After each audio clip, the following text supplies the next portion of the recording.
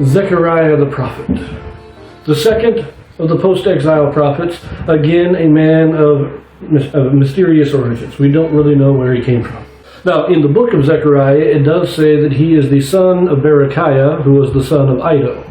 But in Ezra, it just says he is the son of Iddo. Generally speaking, it is assumed that he is the son of Berechiah and the grandson of Iddo, and this is just how certain scribes would write down the lineage.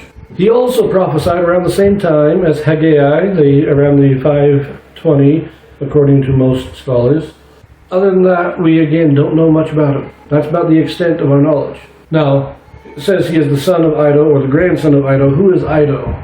Because there are two men called Iddo in the Bible. One lived way back in the days of Solomon, Iddo the seer. But that was 500 years earlier, so we assume that it wasn't the same guy. There is another Iddo mentioned in the book of Ezra as being the head of a priestly family. And when Ezra goes to Jerusalem, he sends to Iddo to bring ministers, to bring Levites with him so that he can take them to Jerusalem. So that Iddo seems to have lived out in the Persia area, and the city is Cassiopea. Now, was this the same Iddo as the father or grandfather of Zechariah?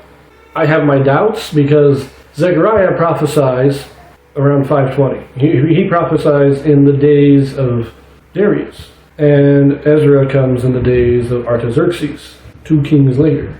He's at least 70 years after Zechariah. So Zechariah was prophesying 70 years earlier. Would his grandfather still be alive at the time that Ezra is coming to Jerusalem? Doubtful.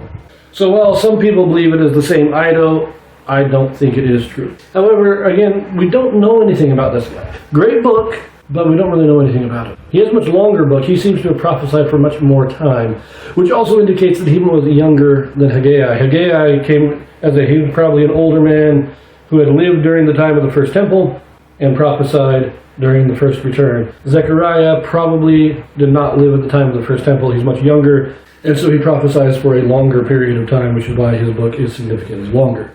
He is also thought to have been buried in the tomb of the prophets in Jerusalem on the Mount of Olives, in a medieval tradition that we can't really trace beyond the Middle Ages.